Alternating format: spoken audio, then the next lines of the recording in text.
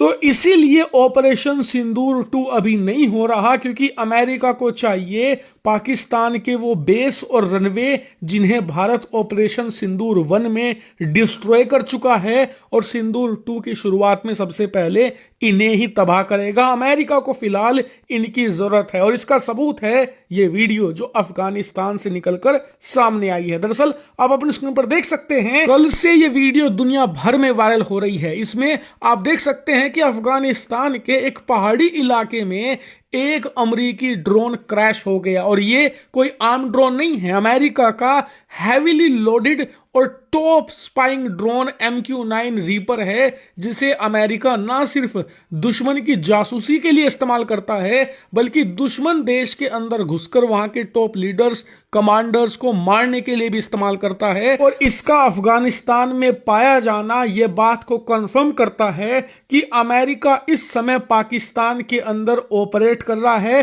पाकिस्तान में कई ऐसे एयरबेस हैं जिन्हें इस समय पाकिस्तान नहीं बल्कि अमेरिकी वायुसेना ऑपरेट कर रही है, और इसीलिए आप समझ गए होंगे कि ऑपरेशन सिंदूर के दौरान जब भारत इनके एक एक एयरबेस एयर स्ट्रिप को तबाह कर रहा था, तो दर्द पाकिस्तान से ज्यादा अमेरिका को हो रहा था, क्योंकि अमेरिका के लिए ये एयर स्ट्रिप बहुमूल्य है, क्योंकि पाकिस्तान के आसपास कोई और देश नहीं है जहां से अमेरिकी वायुसेना ऑपरेट कर सके, और ये अमेरिका के लिए हद से ज्यादा असेंशियल है। और इस वीडियो के आने के बाद अब अमेरिका को लेकर एक्सपर्ट्स कह रहे हैं कि शायद अमेरिका की रिक्वेस्ट पर ही भारत अभी ऑपरेशन सिंदूर 2 को शुरू नहीं कर रहा।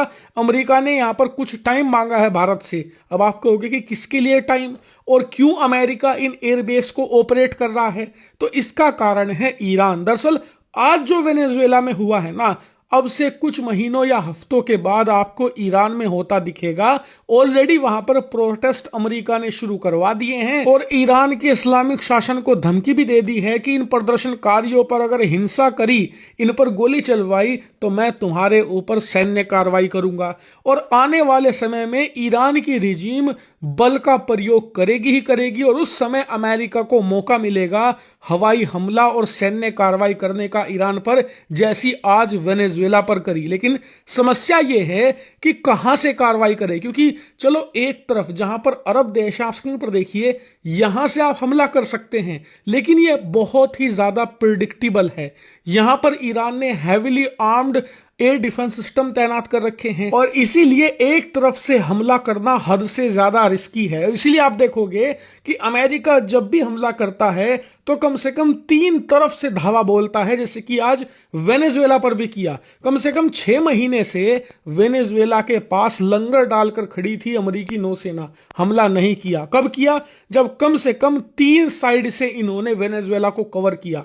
ईरान के साथ भी यही हो रहा है, क्योंकि अमेरिकी राष्ट्रपति अगर हमले का आदेश देते हैं ईरान पर, तो एक तरफ तो सबको पता है कि अरब देशों की तरफ से हमला किया जाएगा, दूसरी तरफ होगा इराक की तरफ से, यानी कि जो अपर इलाका है वहां से, तीसरी तरफ से हमला होगा पाकिस्तान की साइड से। और इसीलिए पाकिस्तान के एयरबेस, हवाई पट्टियां इतनी ज्यादा क्रूशल हैं अमेरिकी वायुसेना के लिए। इसका सबूत भी मैं आपको देता हूं, आप स्क्रीन पर देखिए। अब से 2 महीने पहले ईरान में एक ड्रोन उड़ता दिखा था अमेरिकी वायुसेना का, और यह ड्रोन पाकिस्तान की साइड से ईरान में घुसा था। इस बात को खुद ईरानियों ने कंफर्म किया था। और अब अफगानिस्तान में ड्रोन मिलने का मतलब है कि पाकिस्तान इस साइड से जासूसी कर रहा है ईरान की। लेकिन आपका सवाल होगा कि यार ड्रोन फिर अफगानिस्तान में क्यों मिला? जब पाकिस्तान और ईरान के बीच का मामला है, तो पाकिस्तान से उड़कर ड्रोन अफगानिस्तान में जाकर क्रैश क्यों हुआ? तो इसके लिए आपको थोड़ी मिलिट्री टैक्टिक्स समझनी होगी। देखिए, अमेरिका जब भी हमले की तैयारी करता है, सबसे पहले रास्ते खोजता है कि कौन से रास्ते बेटर रहेंगे, खासकर कि ऐसे रास्ते जो आपको रडार से बचा सके। और इसके लिए बेटर होते हैं पहाड़ी घाटियां, क्योंकि जो पहाड़ होता है ना, वो नेचुरल बैरियर का काम करता है अगेंस्ट रडार और डिफेंस सिस्टम, क्योंकि रडार और डिफेंस सिस्टम की जो वेवलेंथ है उन्हें ब्लॉक कर देते हैं पहाड़, जिस वजह से आप पहाड़ों के बीच में उड़ते हुए सेफली किसी देश में घुस सकते हैं।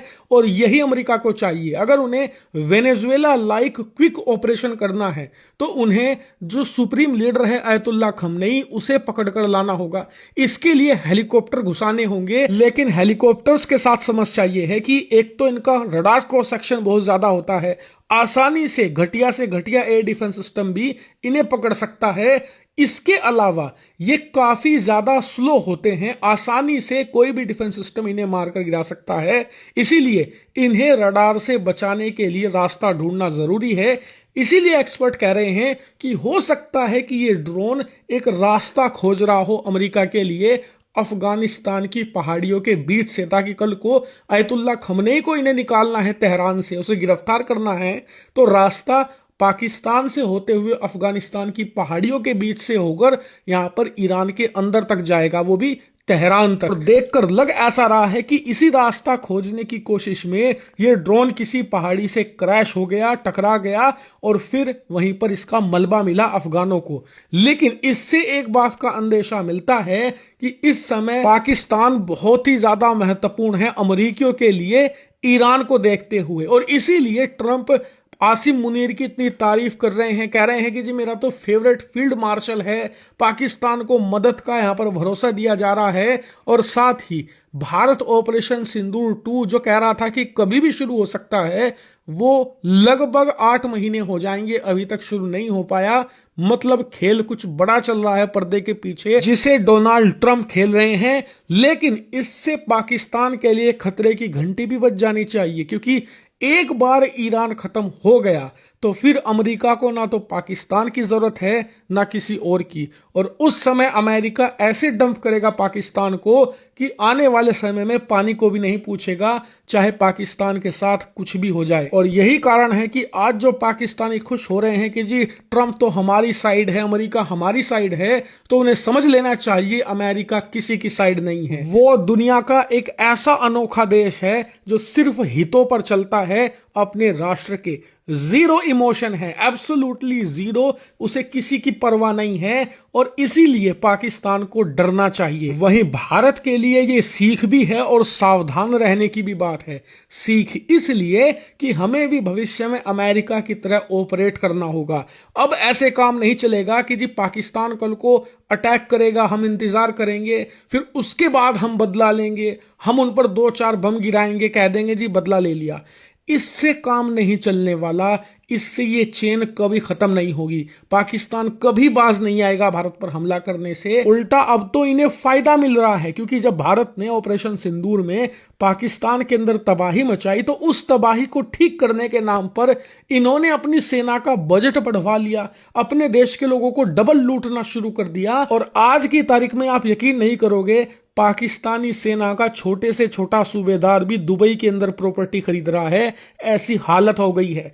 इनका हमें एक तगड़ा इलाज करना पड़ेगा, और इलाज एक ही है, इस देश के 4 टुकड़े हों, तभी जाकर भारत को शांति मिलेगी। वरना इससे पहले आप चाहे तो ऑपरेशन सिंदूर 10 भी कर सकते हैं, हमें उसका इतना फायदा नहीं मिलेगा। हमें ऑपरेशन सिंदूर 2 में इनकी कहानी खत्म करनी होगी, और इसके लिए एक मेगा ऑपरेशन की सख्त जरूरत है। भले ही उसके लिए हम तैयारी में 6-7 महीने और दे दे सेना को, कोई बात नहीं, देर हो काम लेकिन दुरुस्त होना चाहिए।